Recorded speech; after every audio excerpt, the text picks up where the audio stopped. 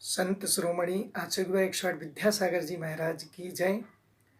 परम पूज्य आचार्य श्री उदार सागर जी महाराज की जय। परम पूज्य मुनि मंगो गुरु 108 सुधा सागर जी महाराज की जय। समस्त मुनि संघ की जय। जिन धर्म प्रवेशिका में आज हम पाठ 11 कर्म के बारे में समझेंगे। बहुत ही उपयोगी ये पाठ है।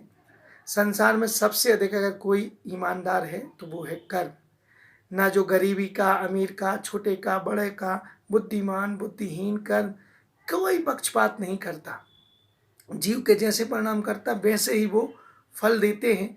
राग देश रूप परिणाम कर्म आते हैं। हमारे ही परिणामों से कर्म आते हैं और हमारी परिणामों से छूटते हैं। इस पाठ के माध्यम से ये सभी चीज़ें हम आज सीखेंगे। सबसे पहला प्रश्न है, कर्म किसे कहते हैं? जीव के राग देश रूप परिणामों के निमित्त से अपन ने राग देश किया, इन परिणामों के निमित्त से कार्मण वर्णाय रूप जो पुद्गल स्कंद जीव के साथ एक क्षेत्र में एक हो जाता है, संबंध को प्राप्त हो जाता है, उसे कर्म कहते हैं। या दूसरी और सरल भाषा में हम कहें जो हमें परतंत्र करता है वो कर्म है। हम जब राग देश करते हैं तो राग देश रूप पुद्गल परिणाम हमारे पास आती हैं, हमारे इतनी सूक्ष्म होती कि दिखाई नहीं देती और हमने आत्मा से में एक हो जाती है। जैसे दूध में पानी मिल जाता है ऐसे वो मिल जाती हैं, वो है कर्म। कर्म के अस्तित्व को हम कैसे जान सकते? आपने ये बता दिया कि ऐसे कर्म होते, लेकिन हम उस अस्तित्व को कैसे जानेंगे? तो उसके लिए जीव और कर्म का अनादिकाल से संबंध है। अभी से नहीं, बहुत शुरू से चला आ रहा है। मैं हूँ इस अनुभव से जीव जाना, मैं हूँ ऐसा अनुभव होता है कि नहीं? मैं हूँ इस नाम से ये जीव जाना जाता है।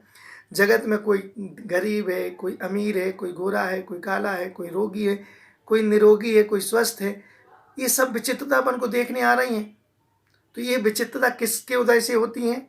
कोई गरीब कोई अमीर क्यों है? कोई रोगी कोई निरोगी कोई है, कोई गोरा कोई काला क्यों है? इसलिए क्योंकि ये कर्मों का ही संयोग है। कर्मों के कारण ये विचित्रता दिखती है। इसलिए हम कर्मों के अस्तित्व को इससे स्वीकार कर सकते हैं। नहीं तो सब एक से होते, सब एक से रंग रूप के होते, एक से अमीर होते, एक से निरोग, सब एक से। लेकिन ऐसे नहीं है। मतलब इससे स्पष्ट होता है कि कर्म नाम की कोई चीज होती है। कर्म के अस्तित्व से हम इसको जान सकते। आत्मा कर्मों को किस प्रकार ग्रहण करती? अगले प्रश्न के रूप में, जिस प्रकार गीला वस्त्र धूल को चारों ओर से चिपका लेता। अगर गीला वस्त्र अपन कर दो तो धूल उड़ती है तो उस पर चिपक जाती है चारों ओर से। उसी प्रकार कसाय रूपी जल से आद्र आत्मा योग के निमित्त से, मन वचन काय के निमित्त से कर्म रूपी रज, कर्म रूपी धूल को सर्व ओर से अपनी आत्मा के प्रदेशों में चिपका लेती। समझ लो अपनी आत्मा ये गीला वस्त्र हैं और कर्म धूल हैं। अब इस गीले वस्त्र को थोड़ा अपन ने हिलाया, कुछ किया, मतलब राग देश किया, मन वचन काय का हलन चलन किया, वो धूल उड़ी और अपने आके उस वस्त्र से चिपक गई, मतलब आत्मा से आके चिपक गई। बिल्कुल ऐसे कैसे? जैसे कि एक लोहे का गोला गर्म किया जाए और फिर उसको पानी में डाले तो वो पानी को कहाँ से सोखता है? चारों ओर से अपनी ओर खींच लेता है पानी। ऐसे ही अपनी आत्मा भी कर्म को चारों ओर से अपनी ओर खींच लेती है, अपने ग्रहण कर लेती है और अपनी आत्मा में चिपका लेती है, अर्थात कर्म परिणाम को आत्मसात कर लेता है। इस प्रकार से कर्म ग्रहण को हम इस प्रकार जान सकते हैं कि कर्म ऐसे ग्रहण होते हैं। समझ में आया कि कर्म इस प्रकार से ग्रहण होते हैं। जैसे अपन ने राग देश किया और वो इतने सूक्ष्म होते कि दिखाई नहीं देते, इसलिए अगर ये बड़े होते और दिखते तो अपन को स्पष्ट समझ में आते कि इस प्रकार कर्म का आत्मा के साथ कैसा संबंध होता है। कर्म और आत्मा का एक रूप संबंध होता है। देखो आपको बता दें, कर्म तो अचेतन है और आत्मा चेतन है, फिर एक कैसे हो जाती है भाई? अचेतन और चेतन एक में कैसे? नहीं, दूध में पानी की तरह बिल्कुल मिल जाते हैं, लेकिन मिलने के बाद भी दूध अलग है और पानी अलग। दिखता एक है लेकिन रहता अलग। जीव का स्पर्श गुण नहीं है, ये पुद्गल का गुण है, शरीर का गुण है। परंतु जीव के राग देश परिणाम जब स्पर्श का काम करते हैं, जब राग देश करो तो स्पर्श का काम करने लगते हैं, कर्म वर्णा उस राग देश का निमित्त पाकर कर्म रूप परिणमित हो जाती है। वो इस रूप से कर्म रूप परिणमित हो जाएगी। जैसे उदाहरण के तौर पर एक सफ़ेद रंग का कोई वस्तु है तो उस वस्तु को अभी सफ़ेद दिख रही है, अब आप उसको कैसे कहते हो, वो सफ़ेद ही है, लेकिन अगर हमने उसको लाल रंग में डाल दी तो कैसे दिखने लगती, लाल रूप। ऐसे ही राग देश के निमित्त पाकर अपनी आत्मा भी जो पुद्गल वर्गणाएं हैं वो कर्म रूप परमण होकर अपनी आत्मा से आकर चिपक जाती हैं। इनका संबंध दूध में पानी मिले की तरह है। ऐसा संबंध नहीं है जैसा गाय को हमने रस्सी मान दी तो रस्सी खोल दी, नहीं, दूध में पानी दिखेगा एक रूप, रहता अलग अलग, लेकिन रस्सी और गाय तो अलग अलग दिखती, इसलिए उस रूप नहीं मानना कभी। ठीक, अमूर्त आत्मा का मूर्त कर्मों के साथ कैसे बंध हो जाता है, समझ में नहीं आता, स्पष्ट करें। तो जानते हैं जिस प्रकार घी दूध से उत्पन्न होता है, घी काहे से बनता है, दूध से बनता है, सबको पता है, परंतु एक बार घी बन जाने के बाद फिर उसे दूध में परिणमित कर सकते हैं क्या, नहीं, असंभव है, फिर उसको परिणमित नहीं कर सकते। उसी प्रकार जीव अनादिकाल से कर्मों से बंधा हुआ है, अनादिकाल से चला आ रहा, कर्मों से बंधा, परंतु एक बार कर्मों से के संबंध से अगर वो छूट जाए तो क्या फिर कर्म रूप परिणमित होता है, अर्थात उसको फिर कर्म रूप परिणमित नहीं किया जा सकता, असंभव है। फिर वो कर्म एक बार सिद्धालय में पहुंचे, अनंत काल के लिए सिद्ध बन गए, हमेशा के लिए मुक्त हो गए कर्मों से। संसार जीव मूलतः अमूर्तिक है, कर्म रहित, लेकिन कर्म रहित नहीं, अमूर्तिक तो है आत्मा, लेकिन कर्म से रहित नहीं है, बल्कि कर्मों से सहित होने के कारण अपने स्वभाव से च्युत हो गया। उसका स्वभाव मूल सिद्धालय है, अनंत सुख रूप है, लेकिन अपने स्वभाव से भी च्युत, इसलिए मूर्त कर्मों के साथ बंद होने में उसका कोई विरोध नहीं। अमूर्त आत्मा के साथ मूर्त कर्मों का बंद होना कोई विकल्प नहीं हो सकता है। संसारी जीव है, कैसे जानेंगे, फिर से संसारी जीव है, राग देश रूप स्निग्ध परिणाम करता है और उन परिणामों से कर्म बंध होता है, कर्म बंध से वो गति में गमन करता है, गति में गमन करता है, फिर वो शरीर को धारण कर लेता है, शरीर को धारण करता है तो उसको इंद्रियां मिलती हैं, इंद्रियां मिलती हैं तो फिर वो स्पर्श रसना ज्ञान इन इंद्रियों के विषय सुख को चाहता है, इन विषय सुख को चाहने के लिए वो राग देश करता है और फिर वो संसार जीव, फिर वो एक क्रम है, संसार का चक्र पंच परावर्तन रूप चल रहा है, चल रहा है, चल रहा है। इसी रूप से अमूर्त आत्मा का मूर्त कर्मों के साथ संबंध बन जाता है। क्या सत्ता में बैठा हुआ कर्म जीव का भला बुरा कर सकता है? हाँ, अवश्य। देखो, नरक आयु, तिर्यंच आयु या मनुष्य आयु में किसी भी आयु का अगर हम बंद हो जाए तो वह जीव अणुव्रत या महाव्रत ग्रहण नहीं कर सकता। मतलब कर्म में बैठा, देखो अगर आपने 3 आयु का बंद कर लिया तो अणुव्रत और महाव्रत ग्रहण नहीं कर सकते। केवल देवायु ऐसी है जिसको बंद होने के बाद आप अणुव्रत महाव्रत धारण कर सकते, नहीं तो नहीं।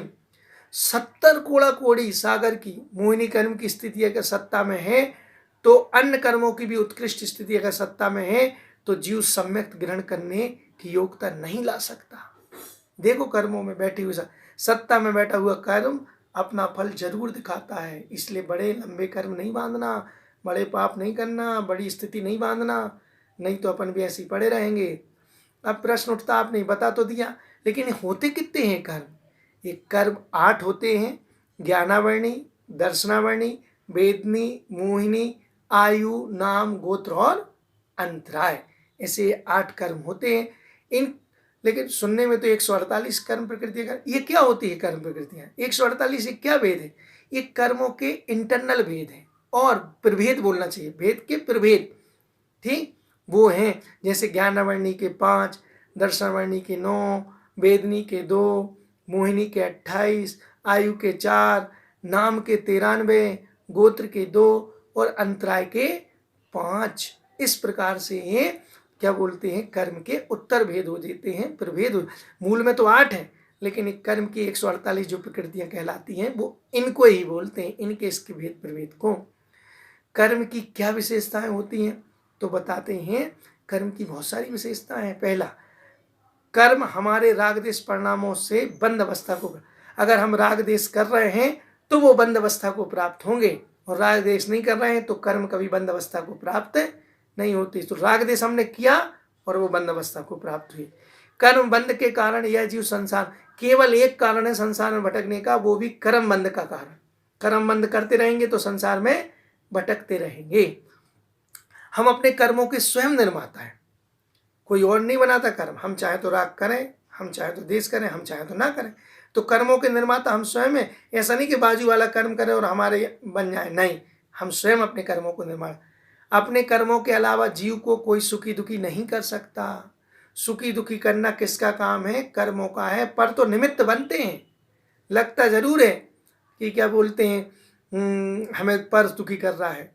उदाहरण के तौर पर एक कुत्ता बैलगाड़ी के नीचे चल रहा है, दूसरा कुत्ता उससे बोलता है क्यों, गाड़ी कौन चला रहा? अरे बोले गाड़ी मैं चला रहा हूं।